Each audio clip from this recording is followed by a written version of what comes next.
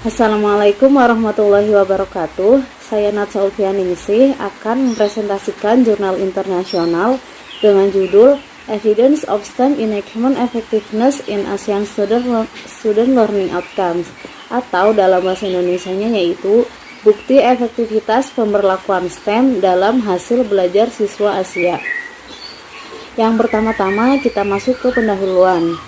Dalam penelitian ini, pendidikan STEM mengacu pada pengajaran, pembelajaran, dan mengintegrasikan disiplin ilmu pengetahuan, teknologi, matematika, dan teknik dalam topik STEM, Science, Technology, Engineer, and Mathematics, dengan penekanan pada penyelesaian masalah dunia nyata. Pendidikan STEM ini berfokus pada aktivitas langsung untuk mempersiapkan siswa dalam menghadapi perkembangan di era kompetisi ini. Kegiatan STEM di kelas ini berusaha untuk meningkatkan kualitas proses pembelajaran serta hasil belajar. STEM sendiri tumbuh dan berkembang di negara Amerika Serikat, berasal dari negara Amerika Serikat. Meskipun negara-negara di Asia dan negara-negara Barat ini memiliki banyak perbedaan, seperti karakteristik pengajaran, pembelajaran, serta budaya mereka, namun ada beberapa masalah yang sama, terutama dalam pendidikan. Lahirnya dan berkembangnya pendidikan STEM di Barat ini dimotivasi karena rendahnya minat generasi muda di Amerika dalam bekerja yang terkait dengan STEM. Kondisi ini juga diperparah oleh meningkatnya daya saing di tempat kerja dan tantangan dunia global. Kondisi ini juga sama dengan yang dialami oleh negara di Asia. Masalah rendahnya minat siswa yang dihadapi oleh sebagian besar negara di Asia dan kurangnya minat siswa dalam pekerjaan yang terkait dengan STEM dan tantangan global yang sangat kompetitif di dunia ini mirip dengan apa yang terjadi di Amerika. Salah satu contohnya yaitu Korea. Korea telah menghadapi masalah dalam pendidikan sains, teknik, dan matematika, yang mana siswa tidak tertarik pada sains dan matematika. Meskipun prestasi siswa di Korea pada matematika, sains, dan teknik ini bisa dibilang tinggi, namun ketertarikan mereka pada bidang ini tergolong rendah. Perkembangan pesat dan efek fungsional dari program pendidikan STEM di negara-negara Barat ini telah menarik minat banyak peneliti dan pembuat kebijakan dari negara lain, termasuk Asia. Beberapa bagian Asia seperti Asia Barat, Asia Timur, Asia Tenggara sekarang secara agresif sedang menerapkan dan mengembangkan pendidikan STEM. Beberapa negara seperti Korea, Thailand, Malaysia ini sudah berfokus pada pendidikan STEM atau STEAM sebagai bagian penting dari sistem pendidikan mereka. Sementara negara-negara lain di Asia meskipun belum menerapkan STEM menjadi bagian reguler pendidikan mereka, tapi banyak peneliti atau guru yang telah memperlakukan pendidikan STEM. Beberapa studi juga menunjukkan bahwa tren penelitian tentang pendidikan STEM di Asia ini dimulai di tahun 2013. Saat ini STEM sudah menjadi fenomena yang menarik banyak orang. Oleh karena itu, selama tahap booming di Asia ini, penting untuk mengetahui sejauh mana dampak pemberlakuan STEM, terutama mengenai hasil pembelajaran siswa. Selanjutnya masuk ke rumusan masalah. Yang pertama yaitu bagaimana pengembangan dan pemberlakuan pendidikan STEM di negara-negara Asia. Yang kedua, apa potret pemberlakuan STEM di negara Asia dalam hal kawasan, subjek, dan tingkat pendidikan. Yang ketiga, apakah pemberlakuan STEM mempengaruhi prestasi pembelajaran akademik, keterampilan berpikir tingkat tinggi atau HOTS, dan motivasi siswa di negara Asia? Yang keempat, bagaimana dampak pemberlakuan STEM pada hasil belajar siswa Asia?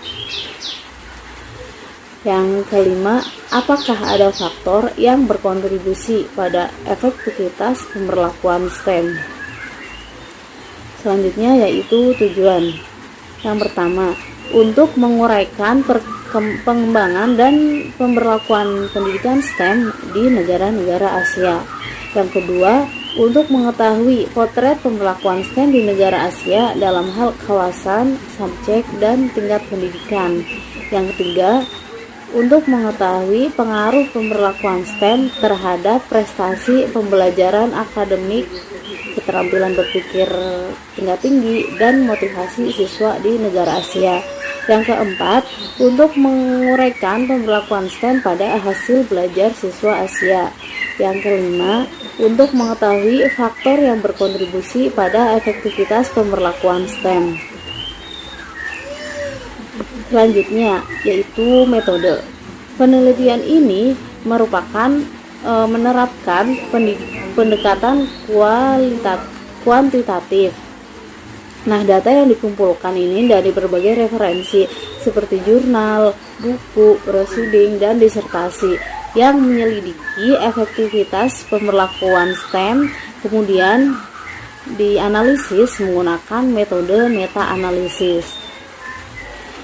Pengumpulan data sendiri dalam penelitian ini dilakukan selama 3 bulan, yaitu dari bulan Februari hingga bulan April 2019 dengan tahapan yang pertama, mengumpulkan paper penelitian untuk meneliti efektivitas pendidikan STEM, seperti efektivitas STEM pada prestasi akademik, motivasi, dan HOTS. Yang kedua, data tersebut dikumpulkan dari Asia atau tidak. Yang ketiga, apakah penelitian ini berdasarkan penelitian kualitatif, kuantitatif, atau metode campuran. Nah, pada tahap ini peneliti menerapkan penelitian dengan menggunakan metode kuantitatif dan campuran. Selanjutnya yaitu apakah paper ini memiliki data kuantitatif minimum yang diperlukan untuk menghitung ukuran data seperti rata-rata, simpangan baku, varians, jumlah responden, nilai T, dan nilai F. Nah, hasil yang diperoleh dari penyaringan tadi yaitu pertama, pada tahap pertama lebih dari 283 paper terkumpulkan yang memenuhi kriteria. Sementara yang memenuhi kriteria tahap kedua ada 86 buah. Pada seleksi ketiga terdapat 63 artikel. Nah, pada tahap akhir ini ada 54 studi. Mengenai kualitas studi yang dikumpulkan dalam ulasan ini, sebagian besar studi berasal dari paper penelitian yang diterbitkan oleh jurnal dan konferensi peer review. Studi ini diambil dari paper jurnal ada 46 buah, dari paper konferensi ada 6 buah, dari buku ada 1 buah, dan dari tesis ada 1 buah. Total peserta yang terlibat dalam penelitian ini yaitu 4.768 siswa, atau dengan kata lain sekitar 111 siswa di setiap studinya. Mereka ini masuk ke jenjang sekolah dasar, sekolah menengah, dan perguruan tinggi.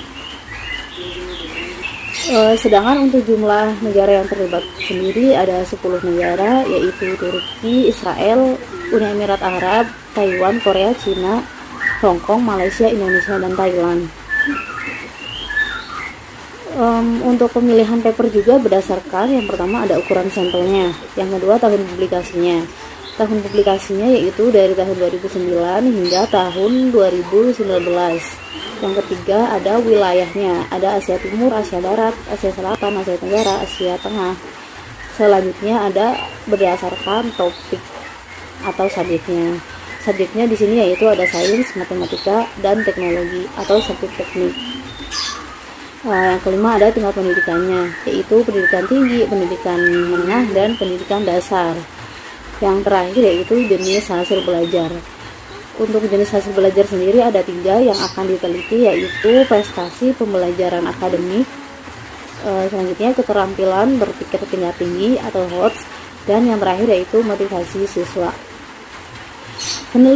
Peneliti menggunakan 3 variabel yang dapat berkontribusi pada efektivitas pemberlakuan STEM, yaitu pendekatan atau model pembelajaran, yang kedua ada orientasi pembelajaran, dan yang ketiga durasi pengajaran. Nah, sedangkan untuk studi berorientasi universal ini mengacu pada pelajaran yang lebih bebas. Studi yang dipilih karena kurikulumnya tidak ketat atau tema pelajarannya ini tidak banyak menekankan tema unik, khususnya negara-negara Asia. Untuk durasi sendiri yaitu mengacu pada pemberlakuan STEM. Seberapa lama pemberlakuan STEM dilakukan? Ada durasi panjang dan ada durasi pendek. Durasi panjang ini mengacu pada pemberlakuan STEM yang dilakukan lebih dari 2 kali periode kelas, dan jangka pendek hanya dilakukan selama periode kelas 1 kali atau 2 jam atau kurang. Selanjutnya masuk ke hasil penelitian dan pembahasan. Yang pertama ada tabel 1, yaitu analisis statistik dari studi karakteristik. Nah, dalam penelitian ini, peneliti menemukan bahwa 3 wilayah Asia secara substansional berkontribusi pada implementasi dan pengembangan pendidikan STEM. Tabel ini menunjukkan bahwa negara-negara Asia telah melakukan sebagian besar studi tentang pendidikan STEM dan dampaknya terhadap hasil belajar siswa. Asia Timur menjadi kontributor terbesar, yaitu sebanyak 25 studi, diikuti oleh Asia Barat sebanyak 16 studi, dan Asia Tenggara ada 13. Namun, ada perbedaan yang signifikan hasil antara ketiga wilayah ini, yaitu selain itu perbedaan ini menunjukkan bahwa STEM secara signifikan efektif di Asia Tenggara, yang dibuktikan dengan dampaknya terhadap hasil belajar siswa yang lebih besar dari wilayah lain, yaitu sebanyak 1211. Nilai ini merupakan kombinasi dari nilai prestasi pembelajaran akademik, keterampilan berpikir yang lebih tinggi, dan motivasi. Dalam hal topik sendiri yang membimbing pelaksanaan pendidikan STEM di Asia, sains adalah yang paling banyak diteliti. Sebaliknya, matematika merupakan topik yang paling sedikit diteliti atau yang tidak populer. Namun, tidak ada perbedaan yang signifikan ketika efek pendidikan STEM pada hasil pembelajaran yang terkait dengan topik sains atau matematika. Terkait dengan tingkat pendidikan, penelitian ini menemukan bahwa tingkat pendidikan SMP dan SMA telah diteliti secara luas, yaitu ada 28 studi. Sebaliknya, semakin tinggi pendidikan masuk ke perguruan tinggi itu lebih sedikit, yaitu hanya ada 10 studi. Pada saat yang sama, analisis statistik juga menunjukkan tidak ada perbedaan yang signifikan dalam hal jenjang ini. Namun demikian, perbedaan ini menunjukkan bahwa pendidikan STEM ini cenderung memengaruhi pendidikan di tingkat menengah. Selanjutnya yaitu ada hasil penelitian mengenai prestasi belajar akademik siswa. Nah, dalam hal hasil belajar siswa yang diselidiki berfokus pada prestasi pembelajaran akademik, keterampilan berpikir tingkat tinggi, dan motivasi. Berdasarkan hasil analisis ini, efek ringkasan dari efek keseluruhan ukurannya adalah 0,69. Nah, nilai ini diklasifikasikan sebagai efek tingkat menengah. Penelitian ini mengasumsikan bahwa prestasi belajar akademik sangat penting pada siswa Asia, bahkan untuk orang tua siswa. Alasan pernyataan ini terkait dengan budaya dan akademik dan karakteristik pendidikan yang dianut oleh negara-negara Asia. Dengan demikian, salah satu tujuan penelitian ini untuk menentukan apakah implementasi STEM di negara-negara Asia mempengaruhi prestasi pembelajaran akademik siswa. Selanjutnya ada gambar 2, yaitu mengenai keterampilan berpikir tingkat tinggi siswa. Nah, pada gambar ini menggambarkan spread ukuran dari 16 studi tentang keterampilan berpikir tingkat tinggi siswa. Hasil analisis menggambarkan informasi yang cukup luas. Salah satunya yaitu salah satu wawasan yang menarik adalah efek ringkasan sebesar 1,02. Nilai ini diklasifikasikan sebagai efek besar. Selanjutnya gambar 3 yaitu motivasi siswa. Nah, gambar ini menggambarkan rincian distribusi data dari 14 peneliti sebelumnya. Studi ini mengatur motivasi siswa yang didistribusikan di banyak topik, termasuk sains, matematika, teknologi, dan teknik. Angka tersebut menunjukkan nilai efek ringkasan yaitu sebesar 0,49. Nilai efek ringkasan ini dalam klasifikasi Shawilowski dikategorikan sebagai efek sedang. Nah, oleh karena itu, pemberlakuan STEM di Asia memiliki dampak besar pada motivasi, seperti dua hal lainnya, yaitu prestasi pembelajaran akademik dan keterampilan berpikir tingkat tinggi. Selanjutnya yaitu tabel 2, mengenai variabel analisis dari prestasi belajar akademik. Beberapa variabel potensial seperti model atau pendekatan pembelajaran, desain penelitian, orientasi pembelajaran, dan durasi pengajaran dianalisis untuk menjawab pertanyaan penelitian. Kehadiran model atau pendekatan pembelajaran berkontribusi lebih baik terhadap efektivitas pemberlakuan STEM. Variabel lain yang juga menunjukkan hasil yang signifikan adalah orientasi pembelajaran. Pendidikan STEM yang cenderung berpusat pada budaya memberikan efek yang berbeda dibandingkan dengan apa yang hanya berorientasi universal. Juga variabel terakhir yang membahas hasil yang signifikan adalah durasi pengajaran. Dalam variabel ini, waktu yang lebih lama memberikan efektivitas yang lebih baik dalam hal prestasi pembelajaran akademik siswa. Selanjutnya, tabel ketiga yaitu variabel analisis dan keterampilan berpikir tingkat tinggi. Untuk HOT sendiri, durasi instruksi menunjukkan hasil yang signifikan dengan nilai yaitu 0,046. Selain itu, durasi variabel instruksi menunjukkan bahwa durasi yang lama memiliki peran penting dalam meningkatkan keterampilan berpikir siswa dalam pemberlakuan STEM. Tidak seperti kasus selama durasi instruksi, dua faktor lainnya yaitu model atau pendekatan pembelajaran dan orientasi pembelajaran tidak membahas perbedaan yang signifikan. Nah, kondisi ini membuktikan bahwa implementasi STEM dengan atau tanpa pendekatan dan model pembelajaran lain, dan apakah orientasi pembelajaran cenderung berpusat pada budaya atau berorientasi universal, keterampilan berpikir tingkat tinggi pada siswa relatif memiliki efektivitas yang sama. Selanjutnya, tabel keempat yaitu variabel analisis dari motivasi siswa. Nah, tabel 4 ini menunjukkan bahwa 3 variabel moderator yaitu pendekatan atau model pembelajaran, orientasi pembelajaran, dan durasi pengajaran ini menunjukkan hasil yang identik, yaitu tidak ada perbedaan yang signifikan. Hasil ini berarti bahwa apakah pemberlakuan STEM disertai atau tidak dengan pendekatan pembelajaran lainnya, berpusat pada budaya atau berorientasi universal, atau dilakukan dengan jangka pendek atau jangka panjang, efeknya pada motivasi siswa ini cenderung sama. Peneliti menemukan bahwa Asia Timur adalah yang paling banyak berkontribusi pada penelitian STEM, terutama yang terkait dengan dampak pada hasil pembelajaran siswa. Namun di sisi lain, menunjukkan bahwa pendidikan STEM ini efektif secara signifikan di Asia Tenggara, yang dibuktikan dengan dampaknya terhadap hasil pembelajaran lebih tinggi dari wilayah lain. Selain itu, aplikasi pendidikan STEM tentang topik atau mata pelajaran matematika masih sedikit jika dibandingkan dengan topik atau mata pelajaran sains dan teknik. Aplikasi pendidikan STEM terkait dengan hasil pembelajaran ini masih sangat terbatas dalam topik terkait matematika.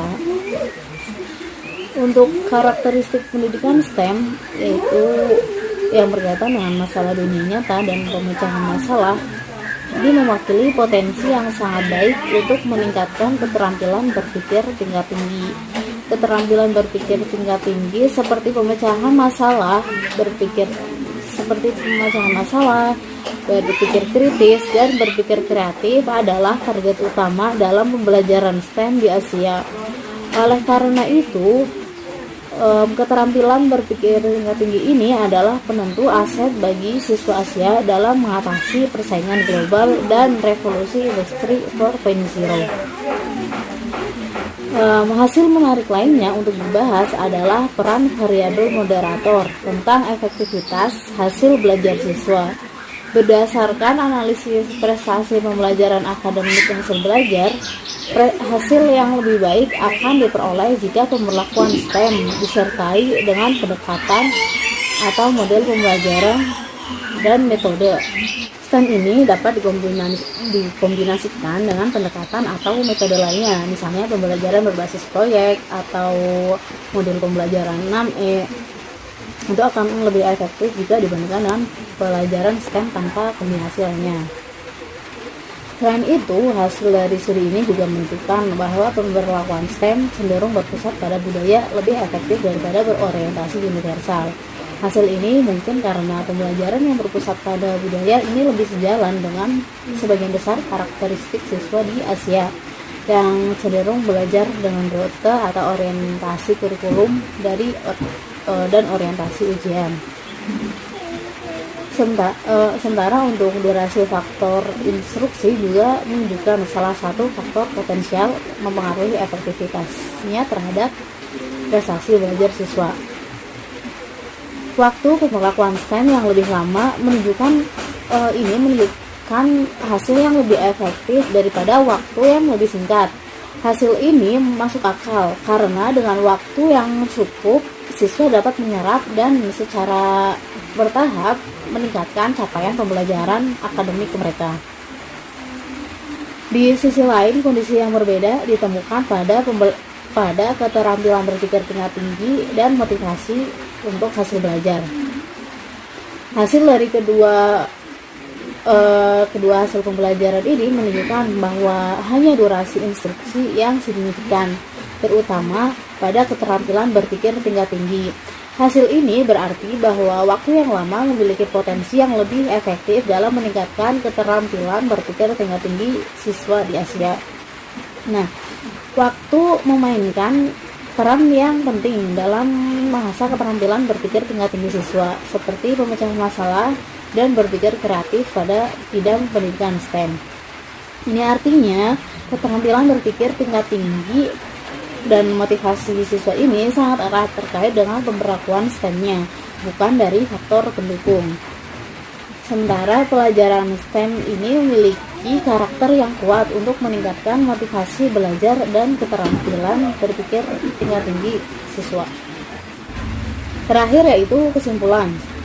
Dari penelitian ini menunjukkan efek yang menerapkan pendidikan STEM pada hasil pembelajaran siswa di Asia. Efeknya itu terbukti pada prestasi belajar, keterampilan berpikir tingkat tinggi, dan motivasi.